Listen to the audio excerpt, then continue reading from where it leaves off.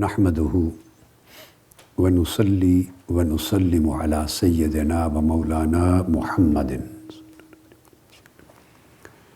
रसूलिहिन नबिय्यिल अमीनिल मकीनिल हनीनिल करीमिर रऊफिर रहीम। अम्मा बाद फ़अऊज़ु बिल्लाहि मिनश शैतानिर रजीम। बिस्मिल्लाहिर रहमानिर रहीम। व अल्लम आदमल अस्माअ कुल्लहा सुम्मा अरदहुम अलल मलाइका फ़क़ाल अम्बिऊनी बिअस्माइ हाउलाइ इन कुन्तुम सादिक़ीन। क़ालू सुब्हानक ला इल्म लना इल्ला मा अल्लमतना इन्नका अंतल अलीमुल हकीम। सदक़ल्लाहु मौलाना अज़ीम। मुअज़्ज़ज़ व मुकर्रम मशाइख़ इज़ाम, उलमाए कराम, मुअज़्ज़ज़ और मोहतरम असातिज़ा, तलबा, तालिबात, रुफ़क़ा, वाबस्तगान, सामीईन, मुतअल्लिमीन और मुस्तफ़ीदीन, अल्हम्दुलिल्लाह ताला हमने अल्लाह जल्ल मजदहू की तौफ़ीक़ से पूरी दुनिया के सामीईन और नाज़रीन के लिए और इल्म के तलबगारों के लिए ये सिलसिला मजालिसुल इल्म का शुरू किया है। पहली दो नशिस्तों में हमारी गुफ्तगू मजालिसुल इल्म के उन्वान पर हुई। आज की नशिस्त में इल्म की फ़जीलत पर अपनी गुफ्तगू का आगाज़ कर रहा हूँ। जैसा कि मैंने अर्ज़ किया कि इब्तदाई चंद नशिस्तें इल्म की फ़जीलत के हवाले से, इल्म की अहमियत के हवाले से, इल्म की ज़रूरत के हवाले से, ये मेरी अपनी किताब जो हदीस में मुअल्लफ़ा है, तुहफ़तुन नुक़बा फ़ी फ़दीलतिल इल्म वल उलमा, इसके मवाद पर यह हमारी गुफ्तगू कई नशिस्तों की इस मवाद पर मुश्तमिल होगी। बाद अज़ां फिर दीगर कुतुब आइम्मा की या काबिर की मौज़ूआत और मज़ामीन के एतबार से हम उनको अपने ज़ेर मुताला इंशाअल्लाह ताला लाते रहेंगे। मजालिसुल इल्म के नाम से इस सिलसिले को शुरू करना और फिर इल्म की फ़जीलत और अहमियत पे ज़ोर देना और ताकीद के साथ इसे चंद नशिस्तों में बयान करना, इसका एक बुनियादी सबब जो मेरे ज़हन में है वो ये है कि रफ्ता रफ्ता जो दुनिया में और हमारी ज़िंदगियों में मशरिक़ हो या मग़रिब, हर तरफ एक जैसा हाल है, मादियत का ग़लबा होता जा रहा है। तू इल्म का कल्चर हमारी ज़िंदगियों से रुखसत हो रहा है। खा दीनी हलक़ात हों या दुनियावी इल्म से शग़फ़ रखने वाले, मॉडर्न टेक्नोलॉजी से शग़फ़ रखने वाले लोग, इल्म सही का कल्चर, इल्म की रग़बत, इल्म की तरफ रग़बत, इल्म से मोहब्बत, इल्म का शग़फ़, इल्म का इस्तेमाल और इल्म का इश्तिग़ाल, ये ऑलमोस्ट ख़त्म होने की तरफ है। टेक्नोलॉजी आ गई है, जिसको जो चीज़ चाहिए वो कंप्यूटर को यूज़ करता है। सोशल मीडिया के ज़रिए, कंप्यूटर के ज़रिए, ऑनलाइन मटेरियल के ज़रिए, इंटरनेट के ज़रिए गूगल करता है और मुख्तलिफ़ ज़राए हैं कंप्यूटर पे, उससे वो इक्तिफ़ा करता है हर पढ़ने वाला। और मुझे इस बात में कोई शक नहीं कहने में कि कंप्यूटर पर इक्तिफ़ा करने से बहुत धोखे होते हैं इल्म के बाब में। कंप्यूटर पे लोग आर्टिकल्स लिखते हैं, मौज़ूआत के ऊपर अपनी तहक़ीक़ लिखते हैं, मज़ामीन चढ़ाते हैं, बहसें चलती हैं, रत्ब व याबिस होता है। بعض اوقات ٹوٹلی غلط تصورات چل رہے ہوتے ہیں۔ کمپیوٹر کے محقق بہت سارے تحقیق سے خالی ہوتے ہیں، اس میں صحت نہیں ہوتی، صداقت بعض اوقات نہیں ہوتی، اور ثقافت تو بالکل نہیں ہوتی، وہ مواد قابل اعتبار نہیں ہوتا، چونکہ وہ کٹ پیسٹ ہو رہا ہوتا ہے، ایک نے لکھا، اس دوسرے نے کاپی کر کے آگے لکھ دیا، تیسرے نے کاپی کر کے آگے لکھ دیا، آرٹیکلز پہ آرٹیکل لکھے جا رہے ہیں، مگر اصل مصدر اور منبع تک کسی ایک بھی آرٹیکل لکھنے والے کی رسائی نہیں ہوتی، الا ماشاء اللہ، ایکسیپشنز ہوتی ہیں بہت قلیل، جس کے نتیجے میں ایک غلطی ہے جو کیری آن ہوتی ہے، مسلسل آگے چلتی جاتی ہے اور وہ پھیل جاتی ہے، اور اس کو 100 لوگ لکھنے والے فار ایگزامپل کاپی کر لیتے ہیں، اٹھا لیتے ہیں کمپیوٹر یوزرز، تو آپ 100 آرٹیکل پڑھیں تو ہر ایک میں اسی کی نقل چلتی ہے۔ تو عام آدمی جس کی رسائی کتب تک نہیں ہے، متون تک نہیں ہے، حواشی، شروح، امہات کتب، علم کے اصل مصادر، مآخذ اور منابع تک جن کی رسائی نہیں ہے، کیونکہ اس کا کلچر ختم ہو رہا ہے۔ کمپیوٹر آن کیا، جیسے حساب اب کرنا نہیں آتا لوگوں کو، بچوں کو جمع تفریق نہیں کر سکتے، اٹھایا کیلکولیٹر، جمع تفریق ضرب تقسیم کر دی۔ جس زمانے ہم پڑھتے تھے اسکولوں میں، ہمارے دور میں کیلکولیٹر، کمپیوٹر نہیں تھے، ہمیں پہاڑے پڑھائے جاتے تھے، منفی، ضرب، تقسیم، سب چیزیں ہم مینولی کرتے تھے، دماغ یوز ہوتا تھا۔ آج بھی لاکھوں کا حساب ہو، بعض اوقات بچے بیٹھے ہوتے ہیں کیلکولیٹر لے کر میرے سامنے بیان کرتے ہیں، تو میں اپنی طالب علمی کا جو سکول کا زمانہ تھا، صرف اس کی مشق کی بنیاد پر میں اس کو کیلکولیٹر کے رزلٹ سے پہلے بتا دیتا ہوں، ہزاروں لاکھوں کے اعداد بیان کر رہے ہوتے ہیں، بچے حیران ہوتے ہیں۔ میں نے کہا حیرانگی کی کوئی بات نہیں ہے، یہ مشق ہم نے بچپن میں کی ہے، آپ کو مشق کروائی نہیں کسی نے، آپ ہر چیز کیلکولیٹر سے پوچھتے ہیں، اسی طرح کمپیوٹر کا حال ہے۔ تو آپ ڈیپینڈنٹ ہو گئے ہیں۔ آدمی جوں ڈیپینڈنٹ ہوتا ہے ٹیکنالوجی پر اور دماغ کا استعمال نہیں کرتا، دماغ اتنا ہی فارغ ہو جاتا ہے، معطل ہو جاتا ہے، سست پڑ جاتا ہے۔ اللہ نے دماغ ایک ایسی چیز بنائی ہے کہ اس کو جتنا استعمال کرو اتنا تیز ہوتا ہے، اتنا شاندار پرفارمنس دیتا ہے، دماغ تھکتا نہیں ہے۔ اسی طرح جیسے اللہ نے سینے میں دل رکھا ہے، میں اس پر گفتگو کروں گا جب ہم آئیں گے علم التوحید پر، جب علم التوحید پر عقائد اسلامیہ کے باب میں ہم شروع کریں گے علم التوحید سے، تو وجود باری تعالیٰ کے موضوع پر جب گفتگو کروں گا، ضرورت مذہب پر گفتگو کروں گا، ضرورت وحی پر گفتگو کروں گا، علم بالوحی پر، انبیاء کی بعثت پر، اللہ رب العزت کے وجود پر، جب ان موضوعات پر آؤں گا علم التوحید میں، تو میں اس وقت دماغ اور دل کے احوال کا بھی بیان کروں گا کہ اللہ کے وجود کا پتہ ہمیں عالم انفس، اپنے وجود کے اندر سے کیسے پتہ چلتا ہے اللہ کے وجود کا، تھوڑا سا اشارہ دوں گا۔ لیکن اس وقت یہ بتانا چاہتا ہوں کہ جس طرح عمر بھر دل پمپ کرتا ہے، دنیا میں کوئی انجن ایسا نہیں ہے جو 50، 60، 70 سال یا 100 سال پمپ کرتا رہے اور قائم رہے۔ اللہ کا بنایا ہوا خون کا پمپ ایسا ہے دل کہ اگر 100 سال عمر ہے تب بھی روزانہ پمپنگ کرتا ہے اور تھکتا نہیں ہے، اس کو ریسٹ کی ضرورت نہیں۔ اس طرح دماغ اگر بندے کی عمر 100 سال ہو جائے اور اس کو یوز کرے آدمی، روز کے 18 گھنٹے یوز کرے، 20 گھنٹے یوز کرے، دماغ نہیں تھکتا، تو اس کی صلاحیت بڑھتی ہے۔ تو اب ہمارا زمانہ ایسا آ گیا کہ ہم ڈیپینڈنٹ ہوتے جا رہے ہیں ماڈرن ٹیکنالوجی پر، دماغ کا استعمال کم ہو گیا۔ ڈاکٹرز میں بھی جو پاکستان کے، انڈیا کے ڈاکٹرز ہیں، کلینیکل چیک اپ کرتے ہیں، مریض غریب ہے، وہ بہت زیادہ ٹیسٹ افورڈ نہیں کر سکتے، تو ڈاکٹرز اپنے کلینک میں 10-15 ٹیسٹ لکھ کے نہیں دے سکتے، جاؤ یہ ٹیسٹ کراؤ، یہ کرواؤ، یہ کرواؤ۔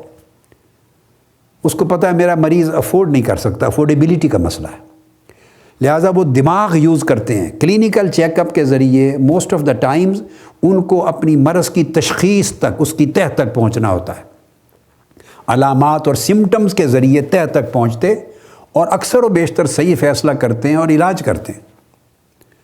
اب ویسٹرن ورلڈ میں چونکہ ٹیکنالوجی آ گئی ہے، سیدھا بلڈ ٹیسٹ دے دیں گے، ایکس رے دے دیں گے، سی ٹی اسکین دے دیں گے، MRI دے دیں گے، اور بے شمار ہر چیز کے لیے ٹیسٹ۔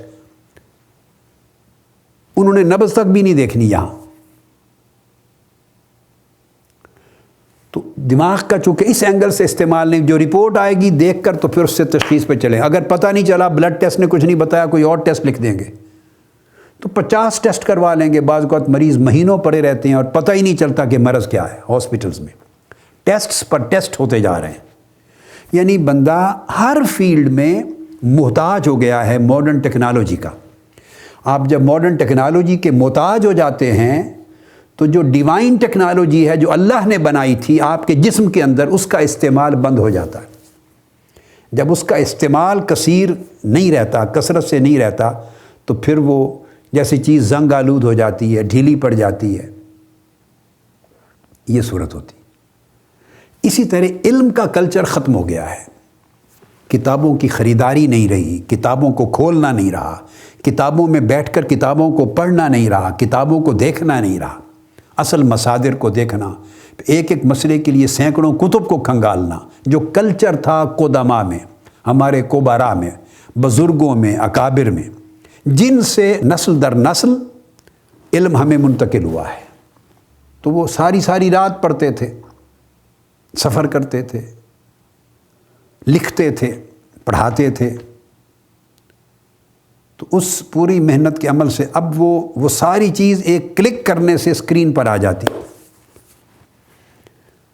تو آدمی جلدی نتیجہ اخذ کرنے کا عادی ہو گیا ہے آج، جلد کوئی چیز مل جائے، اور اسٹریٹ اوے جلد ملنا وہ کمپیوٹر سے ہی مل سکتی، کتاب سے نہیں ملتی۔ جو کتاب میں جائیں گے تو پھر کتابوں کو دیکھ دیکھ کے کتابیں کھولیں گے، متعلقہ ابواب کھولیں گے، فصول کھولیں گے، عبارتیں پڑھیں گے، وہ چیز اس میں نہیں ملے گی، پھر دوسری کتاب اٹھائیں گے، پھر تیسری۔ یہ وہ کام ہے جو عمر بھر میں نے کیا ہے۔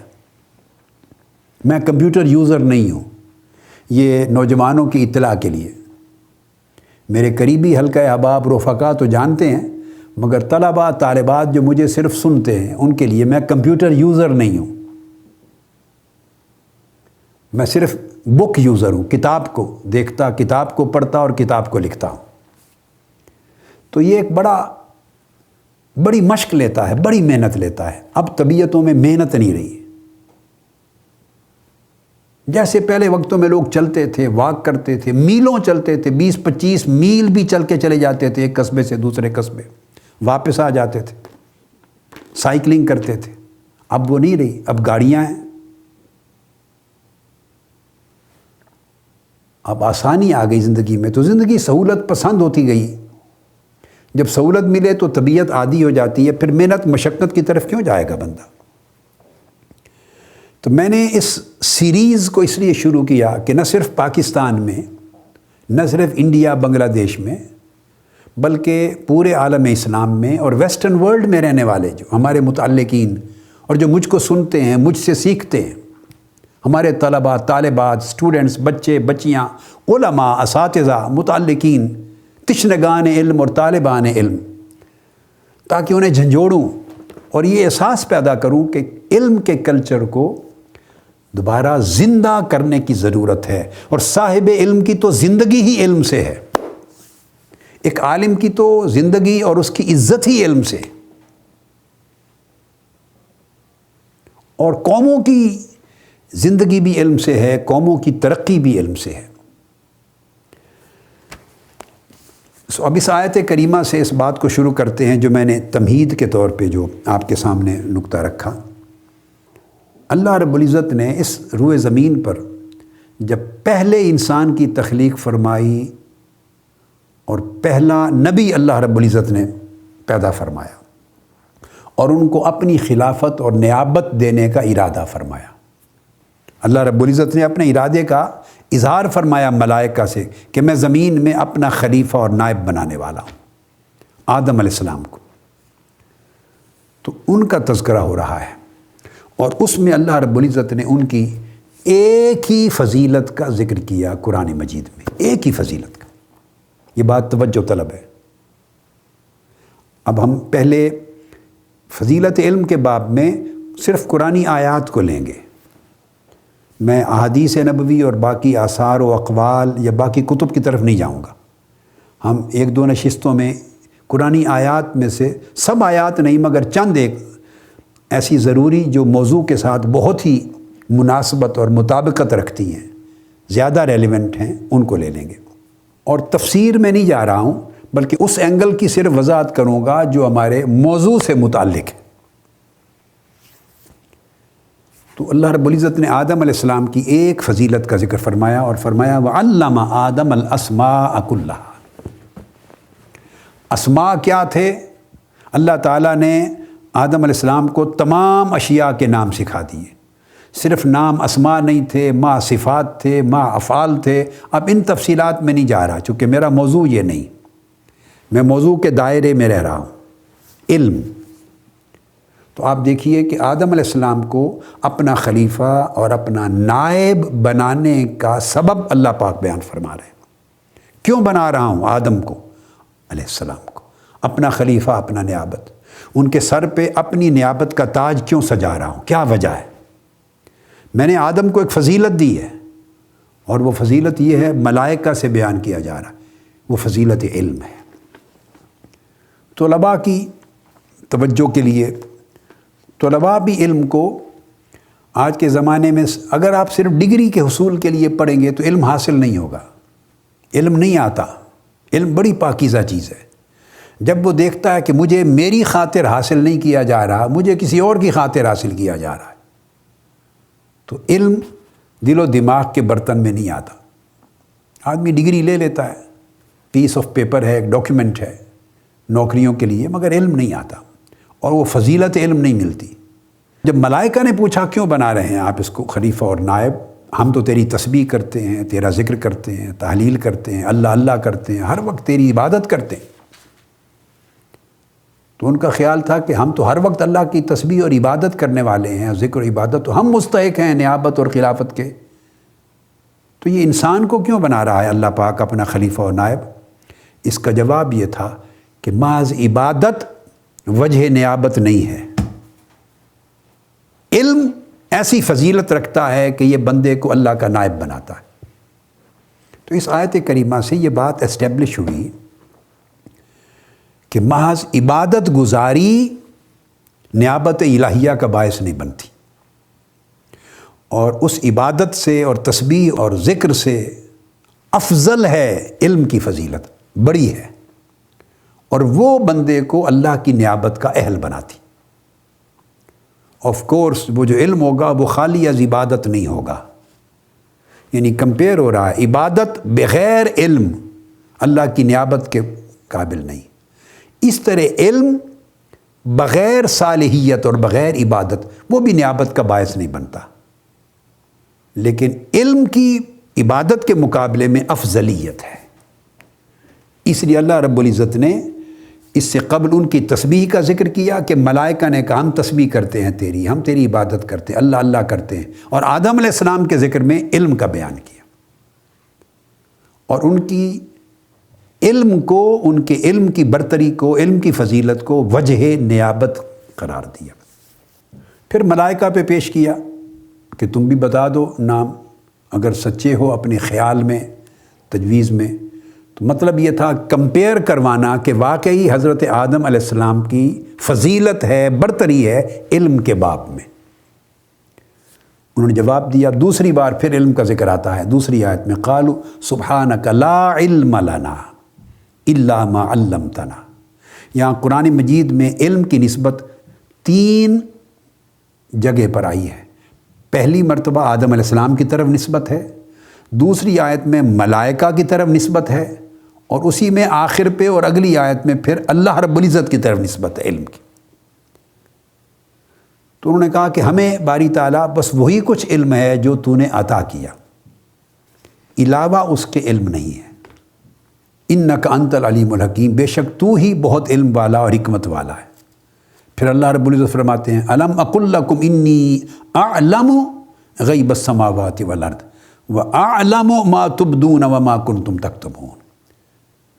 کیا میں نے تمہیں نہیں کہا تھا کہ میں علم والا ہوں، میں جانتا ہوں، زیادہ جانتا ہوں آسمانوں اور زمین کے غیب کو، اور میں سب مخفی حقیقتوں کو بھی جانتا ہوں، اور جو تم چھپاتے ہو ظاہر کرتے ہو ان کو بھی جانتا ہوں۔ تو گویا اس آیت کریمہ میں آدم علیہ السلام کی خلافت و نیابت کا ذکر کرتے ہوئے اللہ رب العزت نے فضیلت علم کا بیان کیا ہے۔ طلباء کو، نوجوانوں کو، بیٹوں اور بیٹیوں کو ایک اپنے اندر رغبت، ایک شوق، ایک انسپریشن پیدا کرنی چاہیے اللہ رب العزت کے اس بیان سے کہ علم کو سبب بنایا اللہ رب العزت نے ایک انسان کو اپنا نائب اور خلیفہ بنانے کا۔ علم وجہ نیابت بنا، اتنی بڑی عظمت کی چیز۔ یہ آیت کریمہ جو ابھی جس کی تلاوت ہوئی اور جس پر بیان ہی ہوا، یہ سورہ بقرہ کی آیت نمبر 31 سے 33 تک۔ اب سورہ بقرہ کی آیت نمبر 269 ہے، اس میں علم کے ساتھ ایک اور لفظ استعمال ہوتا ہے، حکمہ۔ علم صحیح ہو تو حکمت کو جنم دیتا ہے، اور کبھی ایسا ہے کہ علم اور حکمت دونوں ساتھ ساتھ چلتے ہیں، یہ ایک دوسرے سے الگ نہیں ہوتے۔ حکمت کے بغیر علم صحیح نہیں ہوتا۔ جو علم حکمت عطا نہ کرے سمجھیں کہ وہ علم کامل نہیں ہے، یہ بڑی امپورٹنٹ بات ہے۔ جس علم سے حکمت جنم نہ لے وہ علم ابھی ناقص ہے، کامل نہیں، اس نے علم ہونے کے تقاضے پورے نہیں کیے۔ اور جس علم کے ساتھ حکمت نہ ہو، یوں بھی کہہ لیں، تو وہ علم ناقص ہے۔ تو علم اور حکمت جڑواں ہیں، انسیپریبل ہیں، باہمی طور پہ انڈسپینسیبل ہیں ایک دوسرے کے لیے۔ حکمت بغیر علم کے جنم نہیں لیتی، اور علم بغیر حکمت کے کامل نہیں ہوتا۔ تو گویا جب حکمت کا ذکر اکیلا آئے تو اس کا مطلب ہے اس میں علم کا کمال ہے، آلریڈی علم کا کمال ہے، چونکہ کمال علم سے حکمت وجود میں آتی۔ تو ارشاد فرمایا اللہ پاک نے، یؤتی الحکمت من یشاء، اللہ تعالیٰ جسے چاہتا ہے حکمت، دانائی عطا فرما دیتا۔ وَمَن یؤت الحکمہ فقد اوتی خیرا کثیرا وما یذکر الا اولو الالباب، اور جس کو حکمت عطا کر دی جائے سمجھے اسے خیر کثیر عطا ہو گئی۔ اور اب اس کمال علم کا، ثمرہ علم کا نتیجہ، علم کا پھل جو حکمت ہے، اس کے لیے فرمایا مگر اس سے صرف وہی لوگ نصیحت حاصل کرتے ہیں جو صاحب عقل و دانش ہیں۔ تو یہاں سے یہ معلوم ہوا کہ علم اور حکمت وہی فائدہ مند ہے جس سے بندے کو تذکر نصیب ہو، جس سے نصیحت حاصل ہو، جس سے دلوں کو ہدایت حاصل ہو۔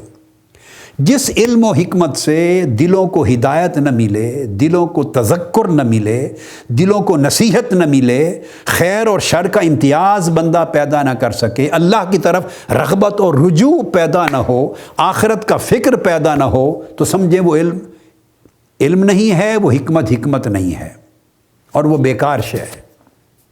اس لیے قرآن مجید نے یذکر، تذکیر کو ساتھ ملا دیا۔ وہ تذکیر اللہ رب العزت کی نشانیوں پر بھی ہے، اللہ رب العزت کے انعامات کی بھی تذکیر ہے، آخرت کی بھی تذکیر ہے، یعنی وہ اللہ کی طرف رجوع دیتی ہے۔ تذکیر اللہ کی معرفت دیتی ہے، اللہ کے قریب کرتی ہے، بندے کو اپنی بندگی کا خیال دلاتی ہے، اور بندے اور رب کے درمیان جو روحانی تعلق ہے اس کو آشکار کرتی ہے۔ تو جس علم اور حکمت سے، سمجھ لیں میرے طلباء، طالبات، بیٹے بیٹیاں، جن کتابوں کے پڑھنے سے، اس کو کتابوں پر بھی اطلاق کرتے ہیں، جن اساتذہ کے پاس پڑھنے سے، جن کتابوں کے پڑھنے سے، جس علم کے حاصل کرنے سے تذکر نصیب نہ ہو، وہ باعث تذکیر نہ ہو، اللہ کی رغبت نہ دے، اللہ کی معرفت نہ دے، آخرت کا فکر پیدا نہ کرے، دلوں کے اندر ایک نصیحت اور ہدایت کا نور پیدا نہ کرے، کیفیت نہ بدلے، تو سمجھیں کہ وہ نہ علم ہے نہ حکمت ہے، ایک پیمانہ دے دیا گیا ہے۔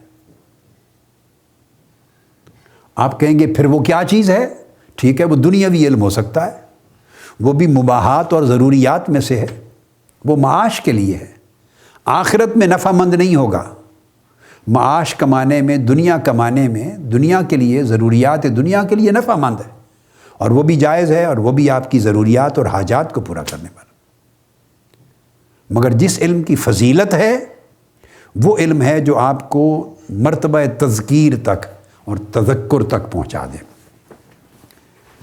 پھر اس کے بعد سورہ آل عمران کی آیت نمبر 7 میں ارشاد فرمایا، قرآن مجید کی آیات کو یہاں تقسیم کیا اللہ رب العزت نے خود۔ فرمایا هو الذی انزل علیک الکتاب منہ آیات محکمات ہن ام الکتاب وَأُخَرُ مُتَشَابِهَاتٍ۔ ارشاد فرمایا وہی ہے، اللہ کی ذات وہ ہے جس نے آپ پر کتاب نازل فرمائی، اور کتاب منبع علم ہے۔ یہاں ایک چیز بائی دی وے الکتاب کا ذکر آیا، قرآن مجید نے اپنا تعارف بھی بالکل ابتدا ہی میں الکتاب کے طور پہ کروایا ہے۔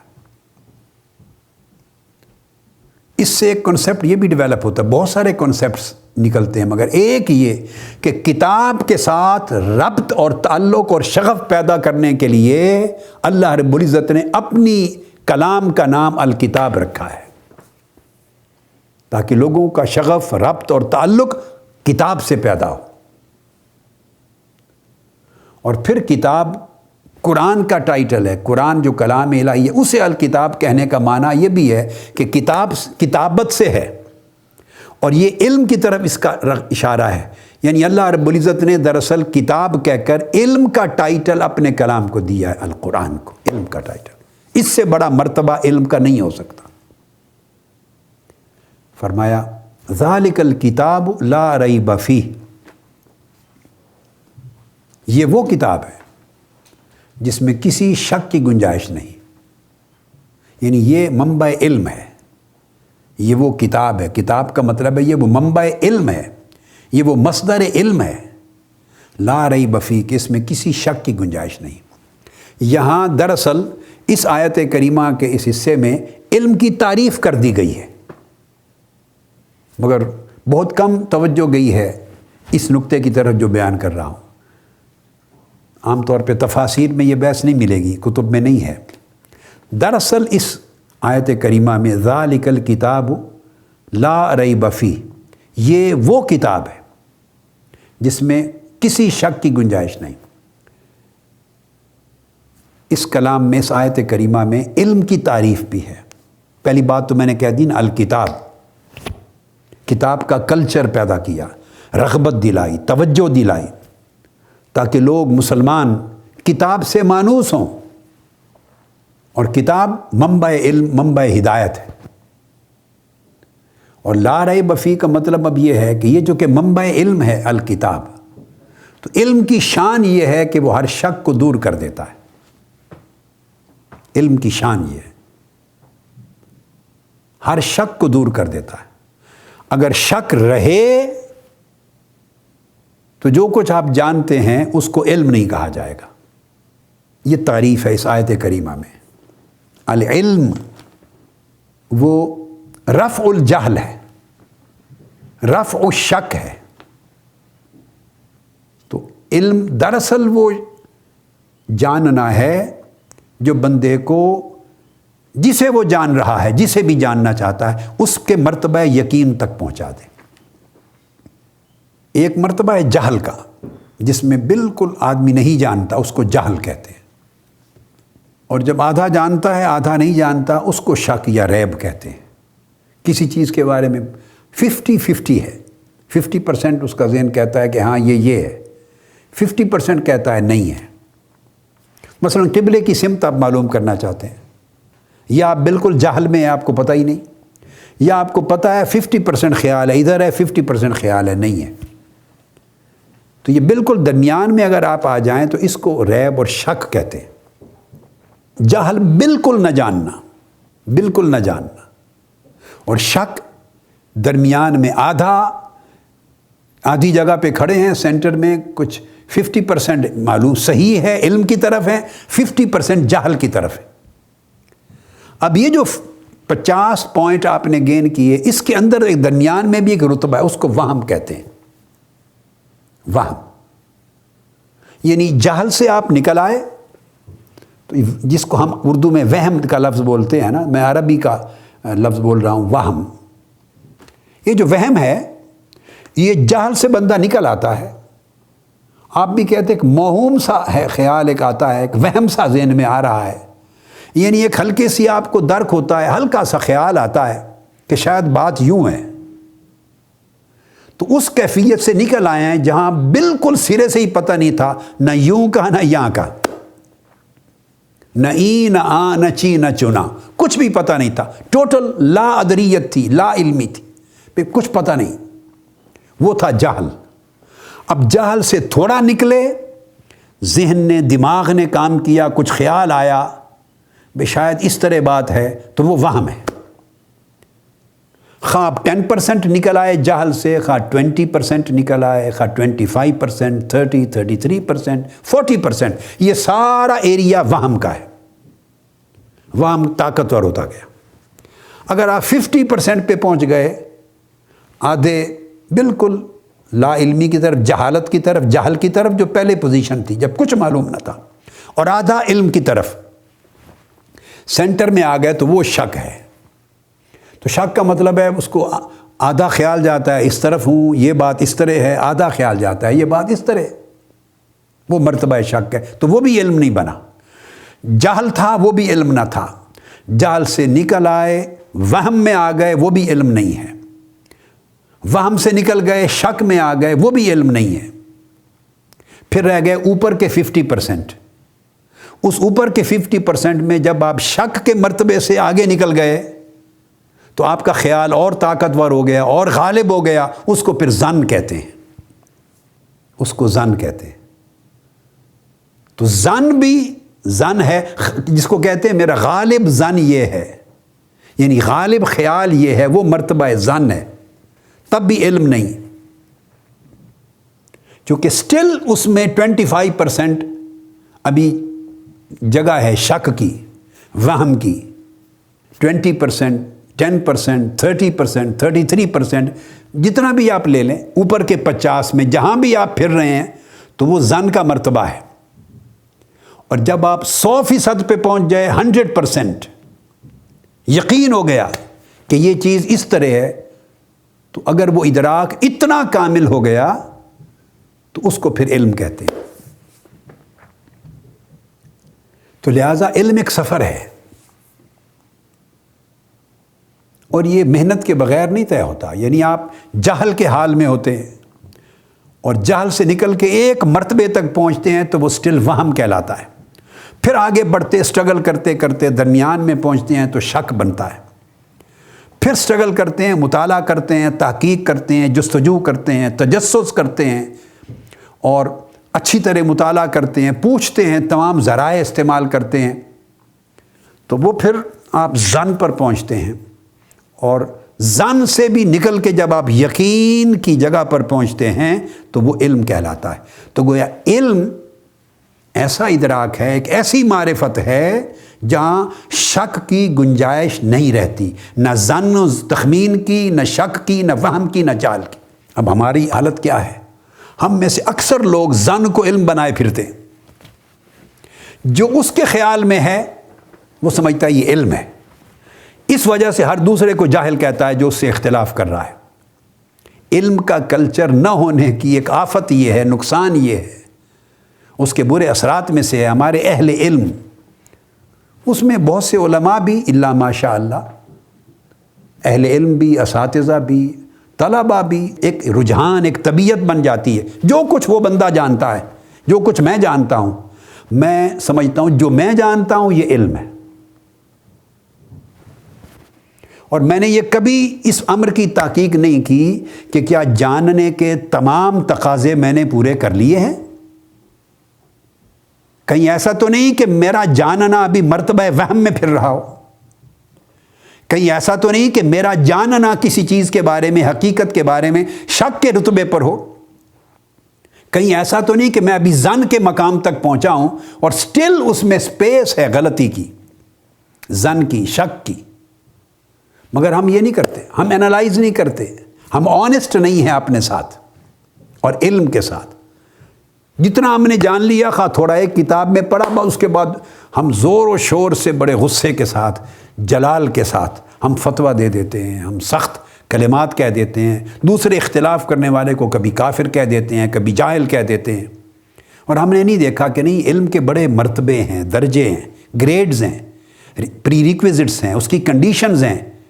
ممکن ہے میرا جاننا وہ تمام کنڈیشنز کو، پری کنڈیشنز کو، پری ریکویزٹس کو پورا نہ کر رہا ہو، تو کثرت کے ساتھ ایسی آراء ملتی ہیں، رائے، وہ ظن کے مرتبے میں ہوتی ہیں۔ یہ چیزیں جب میں فقہ کے باب پہ آؤں گا، علوم الفقہ میں، تو پھر کئی مثالیں دوں گا کتب فقہ کی، مسائل کی، احکام کی، فتاویٰ کی، کئی مثالیں دوں گا، کیسے بحثیں ہوتی ہیں، رائے ہے، وہ علم نہیں ہے۔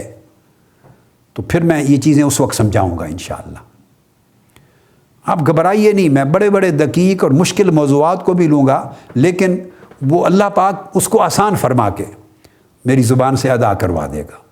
تو سمجھانا مقصود یہ ہے کہ ہمیں دوسرے کو جاہل کہنے یا دوسرے کے کو جہالت تہمت دینے سے قبل سوچنا چاہیے کہ میری تحقیق، میری معلومات، میرا ادراک، میری معرفت کس مرتبے پر ہے، اور اس تک پہنچنے میں کتنا مطالعہ چاہیے، کتنا کمپیریٹیو سٹڈی چاہیے، کتنی مختلف آراء اور تحقیقات کا موازنہ چاہیے، اور اس کی کیا کیا حکم ہیں، علتیں ہیں، مصادر ہیں، اسباب ہیں، دوسروں نے کیسے لیا، اس کو سارا دیکھ کر جب کوئی شک نہ رہے، کوئی شک نہ رہے، گنجائش نہ رہے شک کی، تو پھر وہ ظن سے نکل کے علم تک پہنچتا ہے۔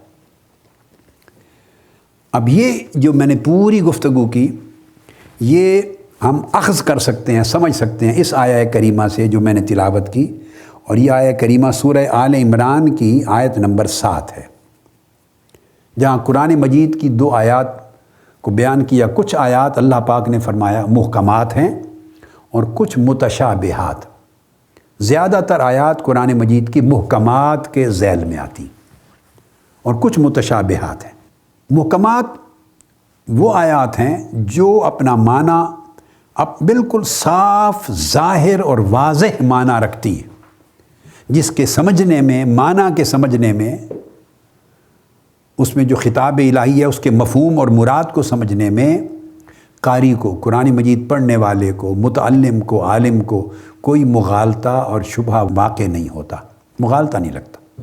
وہ اپنے معنی میں خود اتنی صاف اور واضح ہوتی ہیں، ایکسپلیسٹ ہوتی ہیں، سیلف ایویڈنٹ ہوتی ہیں، اتنی کلیئر ہوتی ہیں، ان کو تو آیات محکمات کہا۔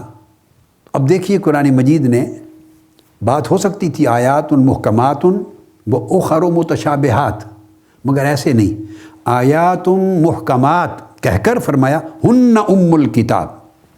یہ جو بڑی کلیئر، ایکسپلیسٹ، سیلف ایویڈنٹ معنی رکھنے والی آیات ہیں، یہ ام الکتاب ہیں، یعنی کتاب کی، قرآن کی، علم کی بنیاد ہے۔ یہ کتاب کی بنیاد ہے، علم کی بنیاد ہے، جو علم بالوحی ہے۔ تو دیکھو اس کے اندر اشارہ مل گیا کہ علم کی بنیاد اللہ رب العزت نے ان آیتوں کو فرمایا جن آیتوں کے معنی کو سمجھنے میں بھی اشتباہ نہ ہو، یعنی ظن کی گنجائش نہ رہے، مغالطے کی گنجائش نہ رہے، معنی کے تعین کرنے میں، تعین میں شک اور شبہ نہ رہے۔ یہ محکمات و اخر متشابہات، اور دوسری کئی ایسی آیتیں ہیں جن کے معنی میں کئی احتمال ہیں اور اشتباہ رکھتی ہیں۔ تو جب آدمی ان کو پڑھتا ہے، سنتا ہے اور ان کا معنی سمجھتا ہے تو وہ یہ سمجھ لیتا ہے کہ اس کا یہ معنی ہے، حالانکہ اس لفظ کا ایک اور معنی بھی تھا، تو وہ اور معنی مراد لیا جانا چاہیے تھا۔ تو کئی معنی کا احتمال ہوتا ہے، اشتباہ واقع ہوتا ہے، تو بندہ سمجھنے میں غلطی کر لیتا ہے۔ یہ پہلے زمانوں میں جب مرجئہ اور معتزلہ اور ماتریدیہ اور اشاعرہ اور اس طرح کافی سارے مذاہب ہوتے تھے، اہل سنت کے ماتریدیہ اور اشاعرہ تھے، تو وہ پھر معتزلہ تھے، مرجئہ تھے، اسی طرح اور بھی کافی سارے اصول عقیدہ کی بحث میں لاؤں گا، میں ہر چیز کو پہلے نہیں بیان کرنا چاہتا۔ تو وہ پھر آیات کے متشابہات کے معنی کے تعین میں مغالطے ہوتے، بحثیں ہوتی، مناظرے ہوتے، مجادلے ہوتے تھے۔ تو اللہ رب العزت نے یہاں علم کی دراصل جو میں اخذ کرنا چاہتا ہوں وہ یہ کہ یہاں بھی علم کی خوبی یہ بیان کی ہے کہ جن کو بنیاد بنایا جائے ان آیتوں کو جن کے معنی کو سمجھنے میں کسی شک و شبہ کی اور مغالطے کی اور اشتباہ کی گنجائش نہ ہو، یہ ایگزیکٹلی کوریلیٹ کرتی ہے اس پہلی آیت سے سورہ بقرہ کی، ذالک الکتاب لا ریب فیہ، یہ وہ کتاب ہے، مصدر علم ہے جس میں شک کی گنجائش نہیں، جس میں شک کی گنجائش رہے وہ علم قطعی نہیں ہے، وہ قطعی علم نہیں ہے، جیسے کہ میں نے 5 مرتبے بیان کر دیے، جہل، وہم، شک، ظن اور علم، 5 مرتبے۔ تو اگر اس سے نیچے کسی جگہ پہ ہو تو پھر وہ علم نہیں ہے۔ ایگزیکٹلی یہ آیتوں میں نہیں ہے کوئی شک اور ظن، آیات میں نہیں، فرمایا متشابہات، پڑھنے والے، سننے والے، سمجھنے والے کو شبہ واقع ہو جاتا ہے، اشتباہ ہو جاتا ہے۔ کیوں اشتباہ ہوتا ہے؟ کہ اس آیات کے جو معنی ہیں یا الفاظ کے معنی ایک سے زائد تھے، معنی ایک نہیں تھا، احتمال تھا کئی معنی کا، وہ کچھ اور سمجھ بیٹھا۔ پھر آگے فرمایا فَأَمَّا الَّذِينَ فِي قُلُوبِهِمْ زَيْغٌ فَيَتَّبِعُونَ مَا تَشَابَهَ مِنْهُ ابْتِغَاءَ الْفِتْنَةِ وَابْتِغَاءَ تَأْوِيلِهِ، فرمایا جن لوگوں کے دلوں میں کجی ہے، ٹیڑھا پن ہے، دلوں میں ٹیڑھا پن ہے، کجی ہے، تو وہ صرف متشابہات کی پیروی کرتے ہیں، وہ چنتے ہیں ان آیات کو جن کے اندر ایک سے زائد معنی کا احتمال ہے اور جن کے معنی کو متعین کرنے میں اشتباہ، مغالطے کی گنجائش سمجھنے پڑھنے والے کے ذہن میں ہے، وہ کنفیوز ہو سکتا ہے، وہ انکریکٹ میننگ سمجھ سکتا ہے اپنے طور پر، اس کی انڈرسٹینڈنگ انکریکٹ ہوگی، تو وہ ان کو پیروی کرتے ہیں فتنہ پروری کی خواہش کے پیش نظر، فتنہ پروری کے لیے، تاکہ قرآن کی آیت کو کوٹ کر کے فتنہ پیدا کریں، دین میں فساد پیدا کریں۔ بہت سے لوگ ایسا کرتے ہیں،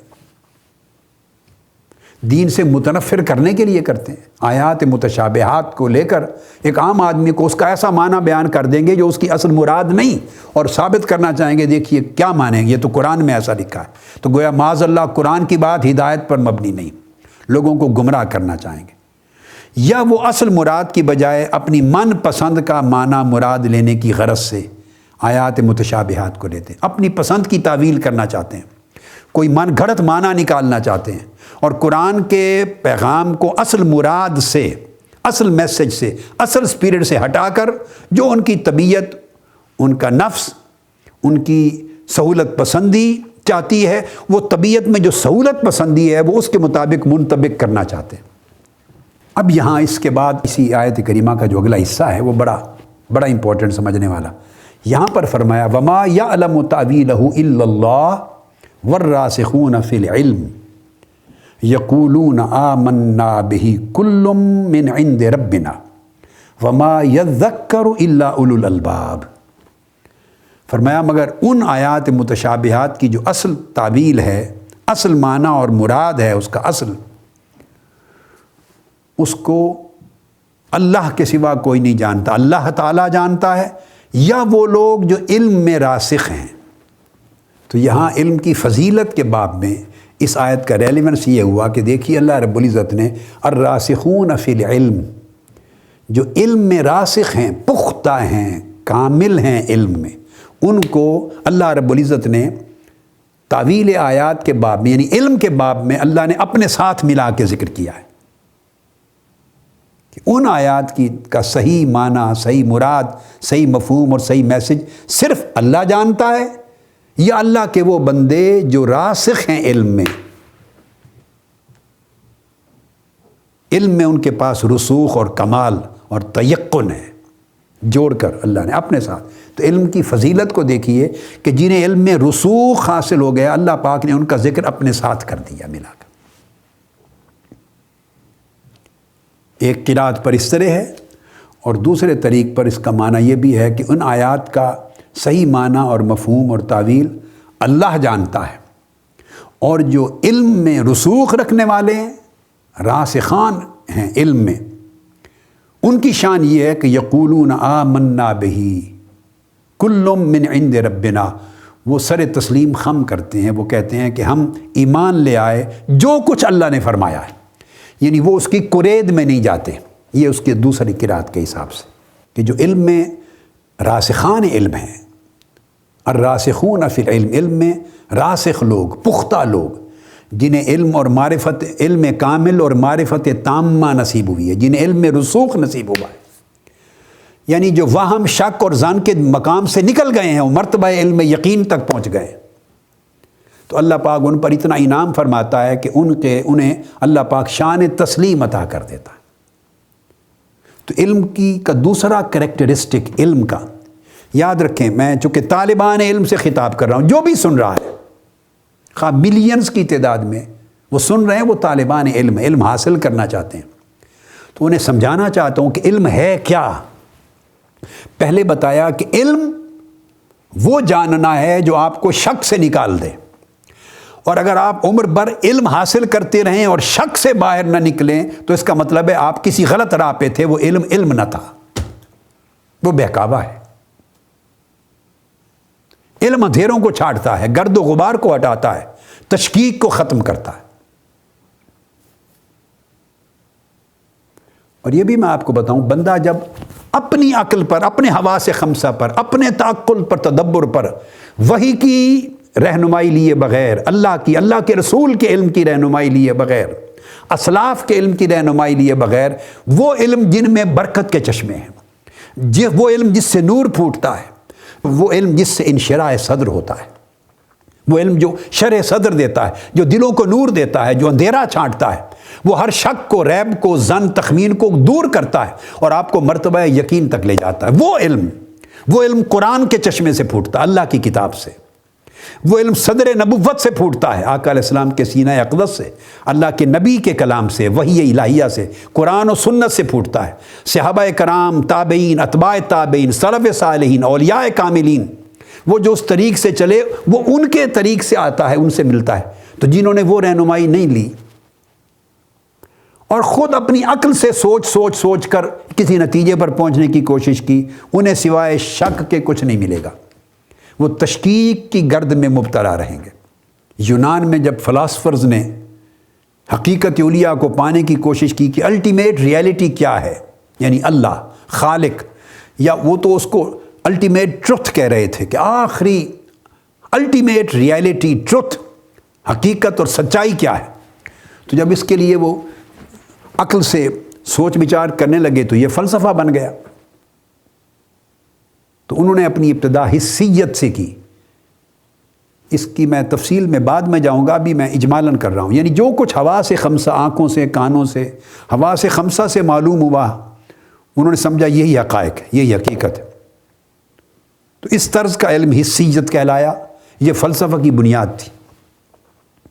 پھر ایک سٹیج آئی کہ انہوں نے کہا کہ نہیں، بہت سی چیزیں حواس سے ماوراء ہیں جو پتہ نہیں چلتی، آنکھ نہیں دیکھتی، کان نہیں سنتے، مگر وہ ہیں، زبان نہیں چکھتی، ناک نہیں سونگھتا، ہاتھ نہیں چھوتا، مگر وہ ہیں۔ اس کا مطلب ہے کہ حقیقت صرف حواس سے اس کا ادراک نہیں ہوتا، حقیقت حواس سے ماوراء بھی ہے۔ تو یہ چونکہ خود ایفرٹس کر رہے تھے تو پھر بھٹکتے بھٹکتے فلسفہ یعنی علم اگلے دور میں داخل ہو گیا کہ حسیت ناقص ہے، پھر وہ عقلیت میں آ گئے کہ عقل جس چیز کو جانے سمجھے وہی حقیقت ہے۔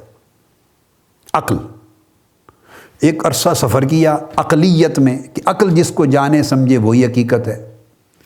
پھر یہ راز بھی کھل گیا کہ سٹل ہم گمراہی میں ہیں، مغالطے میں ہیں کہ عقل تو محتاج ہے حواس خمسہ کی، آنکھ نہ دیکھے تو عقل تو فیصلہ نہیں کر سکتی، کان سن کے میسج نہ بھیجیں تو عقل فیصلہ نہیں کرتی، زبان چکھ کر اپنا میسج سگنل نہ بھیجیں تو عقل فیصلہ نہیں کر سکتی، ناک سونگھ کر اور ہاتھ چھو کر اپنا سگنل نہ بھیجیں، اپنا پرسیپشن نہ بھیجیں تو عقل فیصلہ نہیں کرتی، تو عقل تو تمام تر حواس کی محتاج ہے۔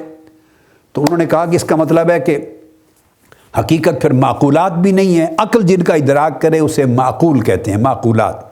حواس جن کا ادراک کریں وہ محسوسات ہیں. تو کہنے لگے کہ محسوسات بھی حقیقت نہیں، پھر کہنے لگے معقولات بھی حقیقت نہیں.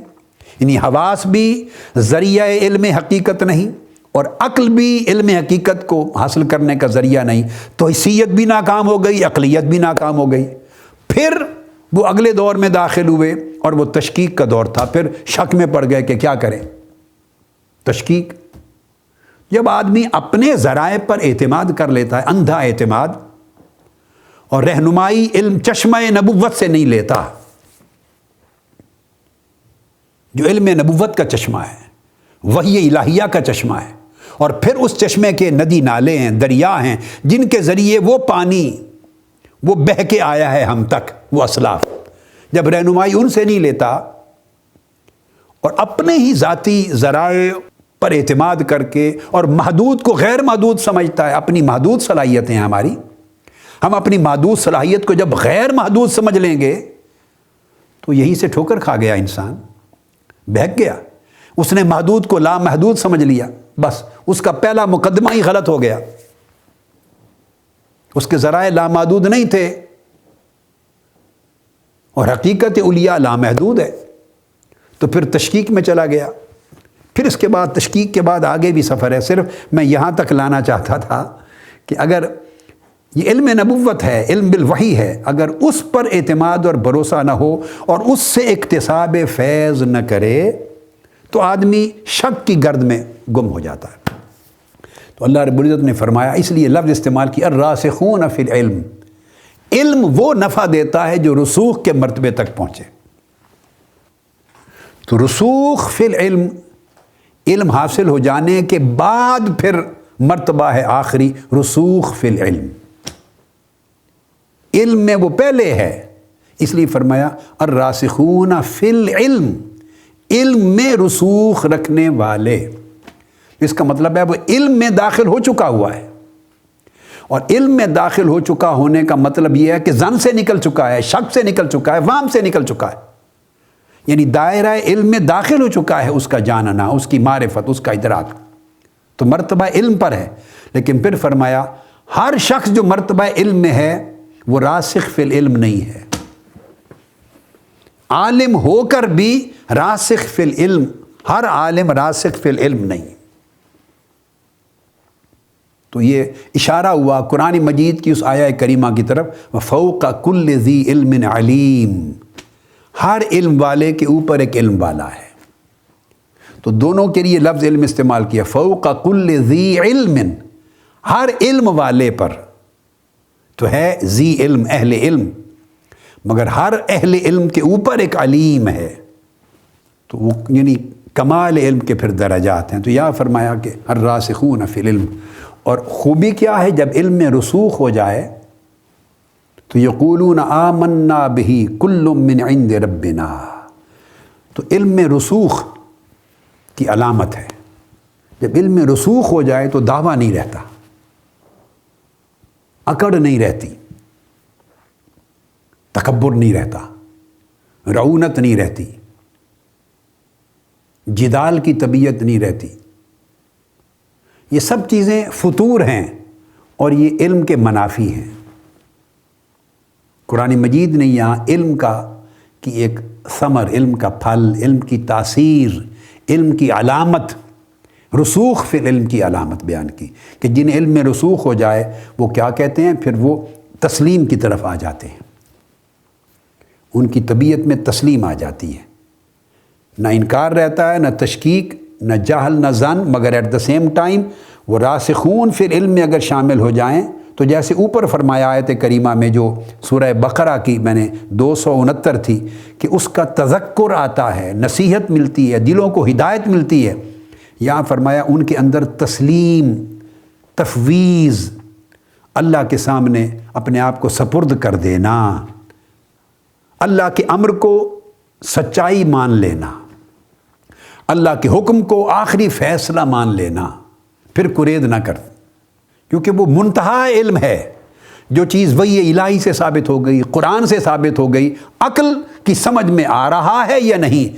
جو راسخ ہے علم میں وہ وہاں ٹکر نہیں مارتا. قرآن نے فیصلہ کر دیا یہ آخری حد ہوگی. کیونکہ ہم مخلوق ہیں, ہم محدود ہیں. ہمارے حواس, ہمارا علم, ہمارا وجدان, ہمارے ذرائع سارے محدود ہیں, ناقص ہیں. مگر اب اس طرف سے علم آ گیا جو کامل بنانے والا ہے, جو خالق ہے علم کا, جو ہر چیزوں کی خاصیت سے واقف نہیں بلکہ ہر شے کو بھی اور ہر شے کی خاصیت کو بھی پیدا کرنے والا ہے. وہ خالق اور صانع ہے جس نے ہر شے کو اس کی ماہیت دی ہے, ہر شے کو اس کی خاصیت دی ہے, ہر شے کو شے بنایا ہے, ہر شے کو خواص دی ہیں, صفات دی ہیں, ہر شے کی حقیقت بنائی ہے. وہ جو خالق کل ہے اب اس نے بتا دیا, یعنی قرآن میں آ گیا اور رسول علیہ الصلوۃ والسلام کی زبان اقدس سے آ گیا. تو جو چیز قرآن اور حدیث سے ثابت ہو جائے, آپ کا عقل, فہم, فکر, تدبر, بصیرت, تجربہ, وٹ ایور, وہ اس کو مانتا ہے یا نہیں مانتا, یا شک کرتا ہے, یا اس کی سمجھ میں بات آ رہی ہے یا نہیں, وہ ہر چیز کو چھوڑ دیں. وہ جان لے کہ میرے سمجھنے میں غلطی ہے, میرے علم میں محدودیت ہے, میرے فہم میں محدودیت ہے, میں ابھی نیچے مرتبہ علم تک نہیں پہنچا. حق بات وہ ہے جو اللہ نے فرما دی, اللہ کے رسول نے فرما دی, جو قرآن سنت سے ثابت ہو جائے. اس سے بڑی دانش نہیں ہے کوئی.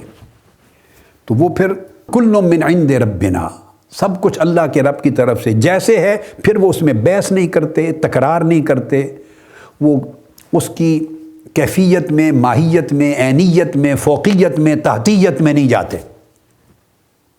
اللہ کیسے ہے, اللہ کہاں پر ہے, وہ کس سے اوپر ہے, کس کے نیچے ہے, کس سمت میں ہے, کس در ہے. نہ وہ عینیت میں جاتے ہیں, نہ وہ جہت میں جاتے ہیں, نہ وہ فوقیت میں جاتے ہیں, نہ تحتیت میں جاتے ہیں, نہ تشبیہ میں جاتے ہیں, نہ تمثیل میں جاتے ہیں. وہ ساری چیزوں سے ماورا کہتے ہیں. اس نے جیسا فرما دیا ہے بس ویسے ہے, ہماری عقل سمجھنے سے قاصر ہے. یہ ایمان ایسی تسلیم کی شان پیدا کر دیتا. تو مومن کے لیے علم کا مرتبہ یہ ہے کہ جیسے اللہ کا فرمان ہو مان لے, جہاں تک عقل جائے الجھائے بغیر, شک میں مبتلا ہوئے بغیر, بس وہاں تک جائے جہاں دیکھے کہ اب عقل ایسے لرز رہی ہے, تشکیک میں مبتلا ہو رہی ہے, اس کی سمجھ میں نہیں آ رہا, عین و کیف میں پڑ رہی ہے, کیسے کیوں ان چکروں میں پڑ رہی ہے. وہاں عقل کو کہے کہ بس تیری چھٹی, اب آرام سے بیٹھ جا, اب امر الہی ہے, وہ علم کامل ہے, وہ حق ہے, وہ سچ ہے, وہاں سر تسلیم خم کر دے. یہ علم میں رسوخ کی شان ہے. یہ تمام طلبہ آج کے دور کے مادیت نے بڑے فتنے پیدا کیے ہیں, ذہنوں کو متاثر کیا ہے. اور یاد رکھ لیں, عقل کی لامحدودیت کا خیال سب سے بڑا فتنہ ہے, بندے کو ایمان سے محروم کر دیتا ہے. عقل بھئی ہمارے اس دماغ میں ہی ہے نا, یہی سوچتی ہے, اور دماغ کا کارخانہ ہماری کھوپڑی کے اندر ہی ہے نا, سر کے اندر ہے, ہمارے بدن کا حصہ ہے, اور بدن ہماری شخصیت کا حصہ ہے. ہم سارا کا سارا ہی محدود ہیں. سو ہماری ہر صلاحیت محدود ہے, ہر عضو محدود ہے, اس کی ہر صلاحیت محدود ہے, اس کی صلاحیت کی ساری حدود لمیٹڈ ہے, ایک اینڈ ہے ان کا, ختم ہو جاتی. تو محدود لا محدود کا ادراک اور احاطہ نہیں کر سکتا. عمر بھر تالاب میں رہنے والے سمندر کا تصور نہیں کر سکتے. عمر بھر تالاب میں رہنے والے سمندر کا تصور نہیں کر سکتے. بند غار میں رہنے والے کھلی دنیا کا تصور نہیں کر سکتے. عمر بھر اندھیرے میں رہنے والے روشن دنیا کا, نور کا, روشنی کا تصور نہیں کر سکتے. یہ ہمارے سارے علم جو ہیں ان کا تعلق ہماری طباع سے ہے, طبیعتوں سے ہے, ہمارے اعضاء کی صلاحیتوں سے ہے, ہماری محدود ادراکات کی استعداد کے ساتھ ہے. ہمیں سمجھنا چاہیے جب ہم لامحدود کے بارے میں فیصلہ محدود عقل سے فہم سے کرنا چاہیں گے, یہ بات بے عقلی ہوگی, یہ عقل نہیں ہے. اس لیے بار بار قرآن مجید میں یہاں وما یذکر الا اولو الالباب, اور یہ نصیحت صرف اہل دانش کو ہی نصیب ہوتی ہے. تو یعنی دانش یہی ہے. غالباً اکبر الہ آبادی کا شعر ہے, ہر ایک بات پہ کہتا تھا من نمی دانم. ہر ایک بات پہ کہتا تھا من نمی دانم, یعنی میں نہیں جانتا. من نمی دانم, میں نہیں جانتا. ہر ایک بات پہ کہتا تھا من نمی دانم، یہ بات حق ہے کہ اکبر بہت ہی عالم تھا، یعنی یہ بات سچ ہے کہ اکبر بہت بڑا عالم تھا۔ یعنی اس کے بہت بڑا عالم ہونے کا مطلب یہ ہے کہ ہر بات کے بارے میں وہ کہتا تھا کہ اگر کوئی کہے کہ اس کی آخری حقیقت کیا ہے، وہ کہتا تھا کہ من نمی دانم۔ یہی بات سیدنا صدیق اکبر رضی اللہ تعالیٰ عنہ نے فرمائی کہ اصل ادراک جو ہے وہ عدم ادراک کا ادراک ہے۔ یہ جان لینا کہ میں نہیں جانتا، یہ جان لینا کہ اس حقیقت علیہ الٹیمیٹ ٹروتھ تک میں نہیں پہنچ سکتا، یہ جان لینا کہ اس کو سمجھنا میری ذاتی استعداد سے باہر ہے، یہ معنی ہے یہ جان لینا کہ میں نہیں جانتا، یہ اصل جان لینا ہے، اصل جاننا ہے۔ اب اس کے بعد سورہ آل عمران کی آیت نمبر 18 میں فرمایا، یہاں بھی علم کی فضیلت بیان کی اور ایک خاص انداز سے فرمایا، شاہد اللہ انہ لا الہ الا ہوا والملائکۃ واولو العلم قائما بالقسط لا الہ الا هو العزیز الحکیم۔ یہاں اللہ رب العزت نے اپنی شہادت دی، اپنی الوہیت کی، وحدانیت کی، کہ وہ وحدہ لا شریک ہے، کوئی اور معبود نہیں اس کے سوا، اس کی شہادت دی، اور شہادت میں اپنی الوہیت پر، وحدانیت پر گواہی دینے میں اپنا ذکر، ملائکہ کا ذکر اور اولو العلم کا ذکر اکٹھا کر دیا، اہل علم کو اپنے ساتھ اور ملائکہ کے ساتھ ملا کر بیان کیا۔ یہ فضیلت علم اور صاحبان علم کی فضیلت کے لیے ہے کہ دیکھیے اللہ رب العزت نے اپنے ذکر کے ساتھ صاحبان علم کا اور ملائکہ کے ساتھ ملا کے کیا،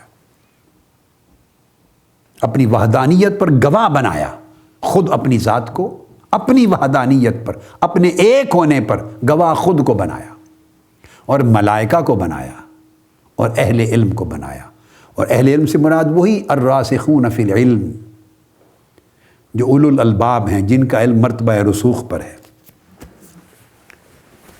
پھر آگے اسی سورہ آل عمران کی آیت نمبر 66 میں 66 میں پھر ارشاد فرمایا، ہا انتم ہؤلاء حاججتم فیما لکم بہ علم۔ یہاں 3 چیزیں بیان کی اس آیت کریمہ میں علم کے باب میں۔ سن لو، تم وہی لوگ ہو جو ان باتوں میں بھی جھگڑا کرتے تھے جن کا تمہیں کچھ نہ کچھ علم تھا۔ تو یہاں جزوی علم کا بیان کیا گیا ہے کہ بعض اوقات لوگوں کو کچھ نہ کچھ علم ہوتا ہے، تھوڑا زیادہ علم ہوتا ہے۔ حاججتم فیما لکم بہ علم، تم جھگڑے کرتے تھے، جدال کرتے تھے، آپس میں مناظرے کرتے تھے، بحثیں کرتے تھے تھوڑے سے علم پر، جن کا کچھ نہ کچھ علم تھا تمہیں، تو اس پر بھی جھگڑتے تھے۔ فَلِمَ تُحَاجُّونَ فِيمَا لَيْسَ لَكُمْ بِهِ علم، اور پھر فرمایا مگر ان باتوں میں کیوں جھگڑا کرتے ہو اور کیوں تکرار کرتے ہو جس کا تمہیں سرے سے ہی کوئی علم نہیں۔ یعنی فرما رہا ہے کہ تم وہی لوگ ہو نا کہ کچھ نہ کچھ علم تھا بعض باتوں کا، تو اس میں تم تکرار کرتے تھے، جھگڑتے تھے، اور یہ بھی اچھا عمل نہ تھا۔ اور اب جو ہم بتا رہے ہیں، اب تو عالم یہ ہے کہ سرے سے جن حقائق کا تمہیں علم ہی نہیں ہے اس پر بھی جھگڑا کرتے ہو۔ واللہ یعلم وانتم لا تعلمون، اور اللہ تعالیٰ علم رکھتا ہے کہ تم علم نہیں رکھتے۔ اللہ تعالیٰ جانتا ہے اور تم نہیں جانتے۔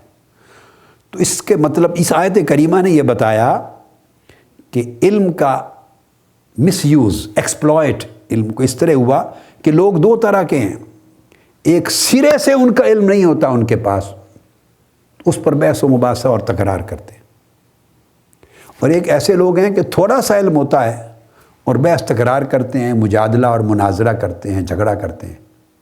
دونوں چیزیں حق کا طریقہ نہیں ہیں۔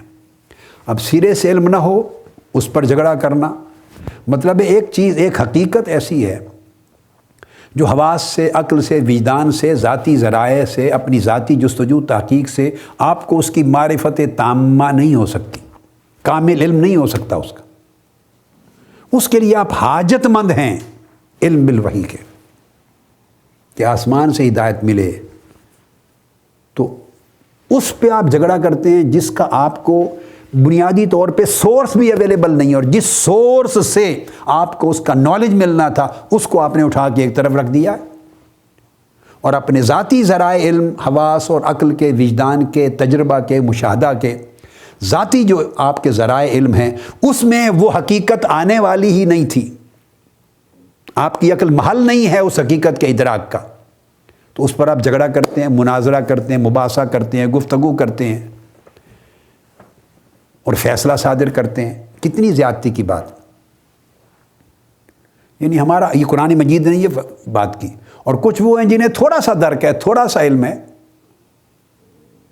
ایسے سمندر کے اندر تھوڑا سا ڈرتے ڈرتے تیرنا نہیں آتا تو بس پنڈلی تک جہاں پانی آتا ہے وہاں تک گئے ہیں اور پورے سمندر کی گہرائی کی باتیں کر رہے ہیں کہ سمندر میں یہ کچھ ہے، یہ کچھ ہے، دوسرا کہتا ہے یہ نہیں ہے، یہ نہیں ہے۔ بھائی دونوں جھگڑا کر رہے ہیں، نہ تم سمندر کی گہرائی میں کبھی گئے ہو اور تہ میں نہ یہ کبھی گیا ہے، تم وہاں تک پہنچتے ہی نہیں ہو، تم وہ میری طرح جسے سوئمنگ نہیں آتی، تو جس کو سوئمنگ نہیں آتی وہ سمندر میں داخل ہوگا تو اتنا ہی جائے گا نا جہاں تک لہریں اس کو بہا کے نہیں لے جا رہی، پنڈلی سے نیچے نیچے تک پانی آ رہا ہے، اس کو پاؤں اکھڑ نہیں رہے تاکہ کہیں بہہ نہ جائے، اتنا ہی جائے گا نا۔ تو چونکہ تم نے پانی کو بس کر لیا ہے اور پانی میں اپنے پاؤں اور ٹانگیں رکھ لی ہیں اتنی، بس تمہارا حق ہو گیا ہے کیا اتنی بات سے کہ بحث کرو سمندر کی اس تہ کا جو میلوں نیچے جا کر ہے کہ اس میں کیا ہے اور کیا نہیں، صرف اس لیے کہ تم نے 4 قدم سمندر کے اندر رکھ لیے۔ اتنے تھوڑے سے علم کے ساتھ آپ حقیقت علیاء کی اور اس کلیت کی بات کر رہے ہیں بیٹھ کر، نتیجہ کیا ہوتا ہے کہ لوگ گمراہ ہوتے ہیں۔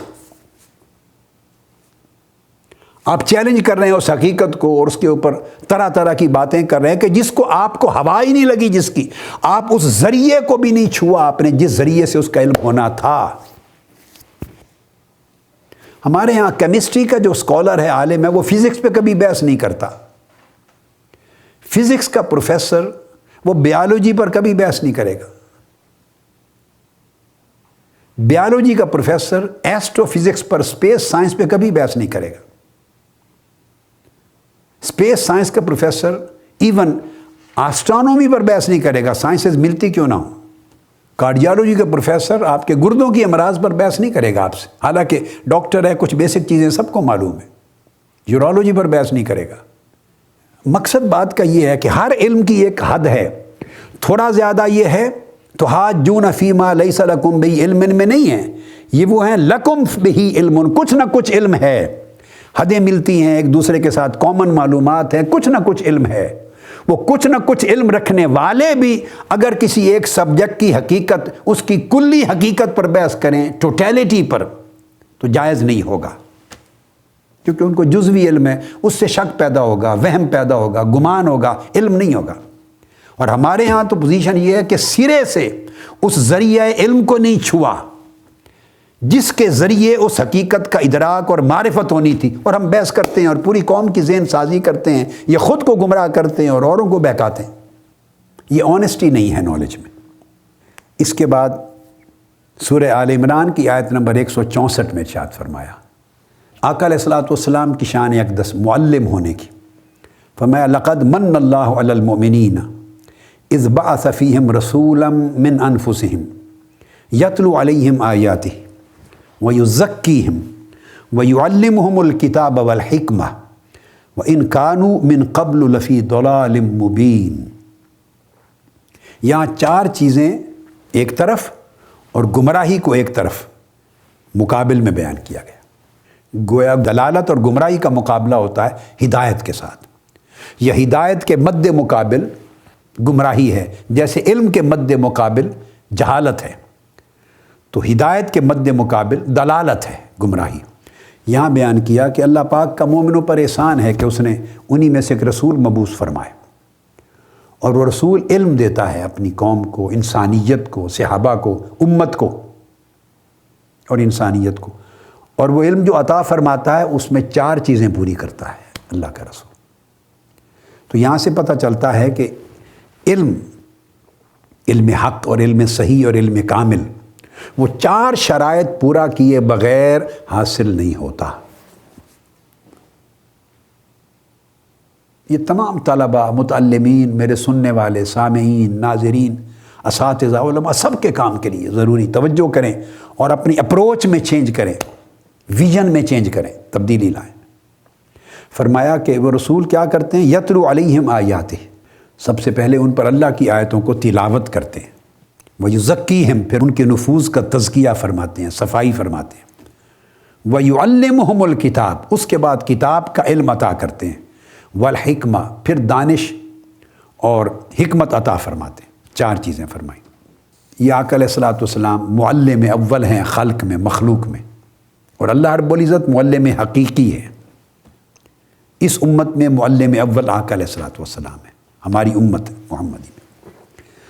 تو سب سے پہلے قرآن کی آیتیں تلاوت کرتے ہیں، کیوں؟ کہ قرآن نور ہے، ہم اندھیرے میں ہیں، جب قرآن کی تلاوت ہوگی تو اس سے نور پھیلے گا، نور سے اندھیرا چھٹے گا، اور اندھیرے کے چھٹنے سے پتہ چلے گا کہ کیا کیا خرابیاں موجود ہیں۔ جب تک یہ بھی پتہ نہ چلے کہ خرابی کیا کیا ہے تو پھر اس کا امراض کیا کیا ہیں تو ازالہ کیسے ہوگا؟ اس کے لیے روشنی چاہیے، روشنی قرآن سے ملتی، ہم قرآن سے ہی دور ہیں۔ قرآن کو صرف تلاوت کے لیے رکھا ہوا ہے، وہ جو چند خوش نصیب جو تلاوت کرتے ہیں، بس اس کے بعد قرآن سے تعلق ہی کٹ گیا ہمارا۔ تو سب سے پہلے آقا علیہ السلام قرآن مجید کی تلاوت فرماتے، اس سے قلوب و باطن، یہ جو اندر کے کوٹھے ہیں، کوٹھڑے، دلوں کی کوٹھڑی اور روح کا اندر جو بات اور باطن، اس کے اندر نور پھیلتا، قرآن کا نور اندر منتقل کرتے۔ پھر ان کو نظر آتا کہ ہمارے من کے کوٹھڑے میں کیا ہے، اندر کے کمروں میں، دلوں میں، روحوں میں، باطن میں کیا ہے، غلاظت کیا کیا ہے بندے کے، بندے دیکھتا ہے کیا کیا ریا ہے، کیا کیا عجب ہے، کیا کیا تکبر ہے، کیا ریاکاری ہے، کیا دنیا پرستی ہے، کیا شہوت ہے، کیا خرابی ہے، کیا بربادی ہے۔ یہ روشنی ہوگی تو پتہ چلے گا کہ کتنے سانپ پھر رہے ہیں یہاں، کتنے بچھو ہیں، کتنے کیا کیا ہیں۔ اندھیرے میں سب کچھ ڈس جائے گا، آپ کو تو پتہ ہی نہیں کہ کیا تھا، پاؤں رکھتے چلے جائیں گے، گڑا ہوگا گر جائیں گے۔ روشنی ہوگی تو پتہ چلے گا کیا ہے، جگہ چلنے کے قابل ہے یا نہیں۔ تو یتلو علیہم آیاتہ، تو قرآن کی تلاوت کرتے تاکہ نور پھیلے، دکھائی دے۔ جب دکھائی دیتا پھر ان کے اندر ایک تشویش لاحق ہو جاتی، اوہ یہ کچھ کیفیت ہے، تو مجھے تو اپنی صفائی چاہیے، یہ امراض ہیں، مجھے تو ان کا علاج چاہیے، یہ پرابلم ہے، مجھے ان کا ازالہ چاہیے۔ جب پیدا ہوتی روشنی، اس سے ادراک ہوتا، معلوم ہوتا، پتہ چلتا، تو تب تشویش لاحق ہوتی، اور علاج کے لیے دل راغب ہوتا، ایک شوق پیدا ہوتا، ایک ہمت پیدا ہوتی، ایک ارادہ قائم ہو جاتا۔ تو پھر جب ان کے اندر شوق پیدا کر لیں، وَيُزَكِّيهِمْ، تو پھر آقا علیہ السلام ان کا تزکیہ کرتے ہیں، صفائی کرتے ہیں۔ جب تزکیہ ہو جائے، شوق بھی پیدا ہو جائے، نور بھی آ جائے، شوق پیدا ہو جائے، تزکیہ ہو جائے، تو یعلمہم الکتاب، تب کتاب کا علم عطا کرتے۔ پھر کتاب کا علم نافع بن جاتا ہے۔ تزکیہ نہ ہو، خالی علم ہو تو علم نافع نہیں بنتا، علم فیض رساں نہیں ہوتا، علم برکات نہیں دیتا۔ پھر کتاب کا علم دیتے، والحکمہ، پھر حکمت اور دانائی عطا کرتے۔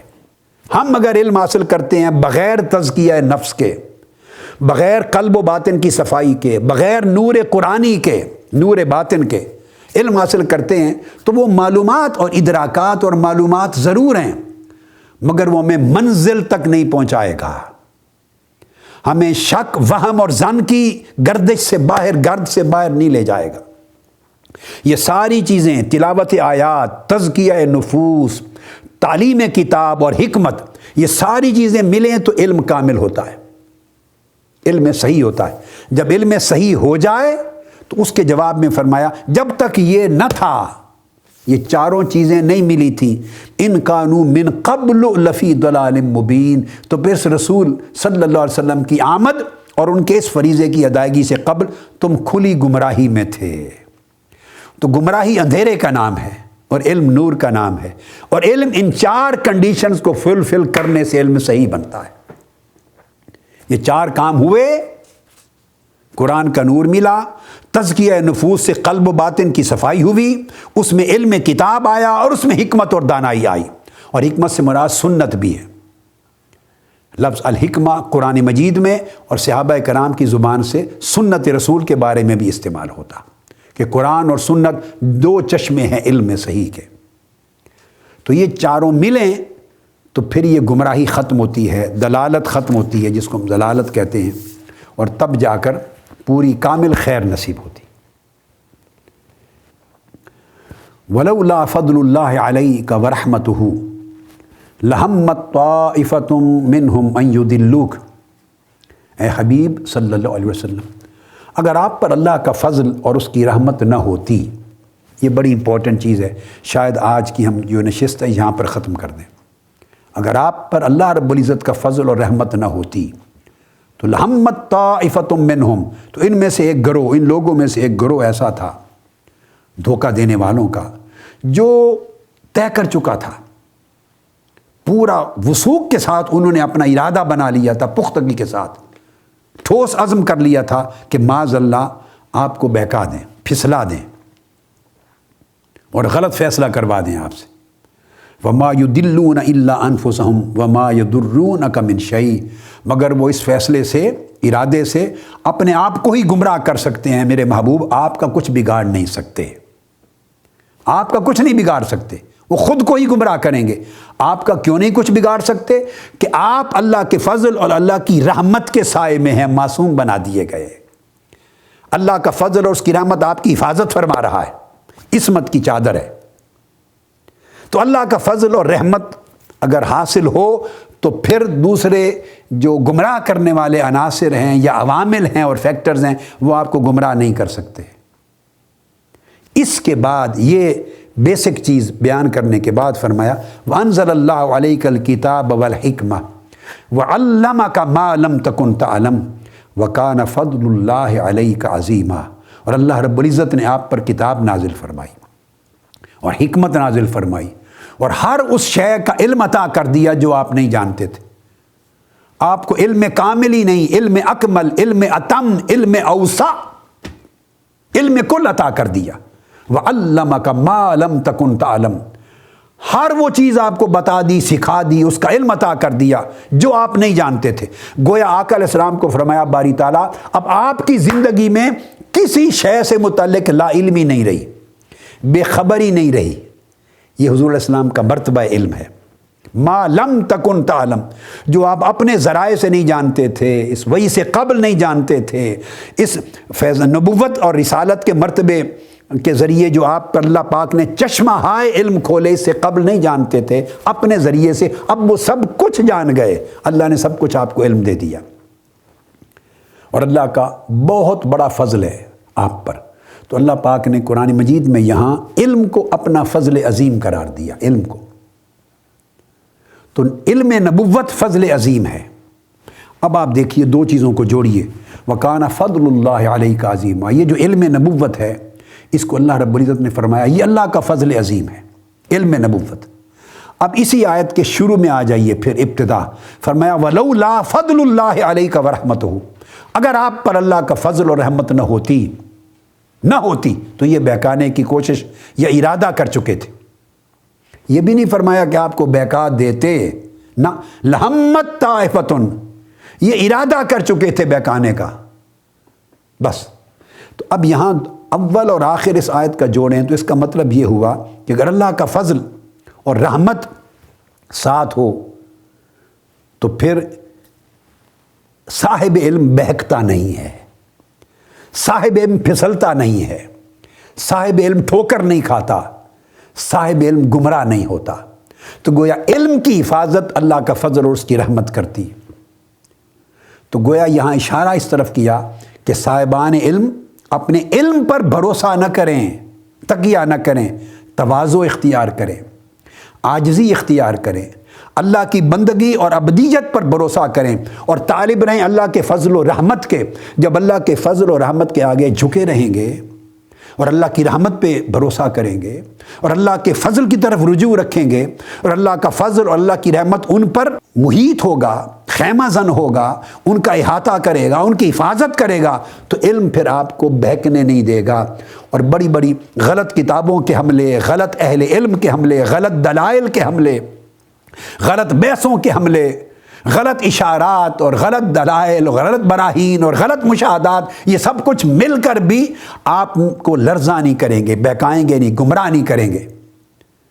اشارہ اس امر کی طرف ہے کہ ضروری نہیں جو دلیل ملی تو دلیل سے آپ کو علم صحیح مل جائے، نہیں، دلیل غلط بھی کر دیتی۔ تو جو آپ کو بہکانے کے اثرات ہیں، فیکٹرز ہیں جو آپ پہ اثر انداز ہوتے ہیں، گمراہ کر دیتے ہیں، بندہ بھٹک جاتا ہے، وہ موجود ہیں۔ جب وہ عہد رسالت مآب میں موجود تھے تو آج کیوں نہیں موجود؟ آج تو اس سے بھی زیادہ موجود ہیں۔ قرآن کہہ رہا ہے نا، لوگ ہیں وہ طرح طرح کی باتیں دلائل دے کر ارادہ کر چکے تھے معاذ اللہ کہ آپ کو بہکا دیں، بہکانے کا ارادہ کر چکے تھے، مگر بہکا نہیں سکتے چونکہ آپ پہلے سے ہی معصوم بنا دیے گئے اللہ کے فضل و رحمت کے اندر۔ اور آخر پہ فرمایا سو علم اگر اللہ کے فضل و رحمت کے ساتھ جڑ جائے تو حفاظت ہوتی ہے، اور فضل و رحمت تکبر سے نہیں آتی، رعونت سے نہیں آتی، جدال سے نہیں آتی، تواضع سے آتی ہے، انکساری سے آتی ہے، بندگی سے آتی ہے، عبادت سے آتی ہے، طاعت سے آتی ہے، علم صالح سے آتی ہے، سجدہ ریزی سے آتی ہے۔ اگر بندہ اللہ کے حضور سجدہ ریز ہو، اس کی مدد، اس کی نصرت اور اس کے فضل و رحمت کا طالب ہو، سائل ہو، منگتا ہو، اور اس کی مدد و نصرت پر بھروسہ کرنے والا ہو، اور عبادت اور اعمال صالحہ کے ذریعے اللہ کی طرف رجوع کرنے والا ہو، تو یہ ساری چیزیں اس کے علم کی حفاظت کر لیتی ہیں، اور دوسرے علوم کے حملے جو ہوتے ہیں اور دلائل کے اور معلومات کے جو اس کو گمراہ کر سکتے ہیں ان سے بچا لیتی ہیں۔ لہٰذا علم آپ کو منزل تک پہنچائے اور علم کامل بنے اور منزل صحیح تک پہنچائے، اس کے لیے لازم ہے کہ سفر علم میں آپ کی حفاظت ہو، علم محفوظ رہے اور عالم بھی محفوظ رہے۔ اور سفر علم میں علم کی حفاظت وہ علم خود نہیں کرتا، وہ اللہ کا فضل اور اللہ کی رحمت کرتی ہے، اور اللہ کے فضل و رحمت کے حصول کے پھر اور ذرائع ساتھ ہونے چاہیے، اللہ کی طاعت، اس کی عبادت، اس کی بندگی، اعمال صالحہ، اخلاق حسنہ، اور تواضع اور انکساری، اور اللہ پر بھروسہ اور توکل اور رجوع الی اللہ اور اخلاص۔ یہ ساری چیزیں مل کر اللہ پاک کے فضل اور رحمت کا سامان مہیا کرتی ہیں جو ہمارا اور ہمارے علم کی حفاظت کرتا ہے۔ تو آج کی جو نشست ہے یہاں پر ختم کرتے ہیں، انشاءاللہ تعالی اگلی نشست اس سے آگے شروع کریں گے۔ وما علینا الا البلاغ۔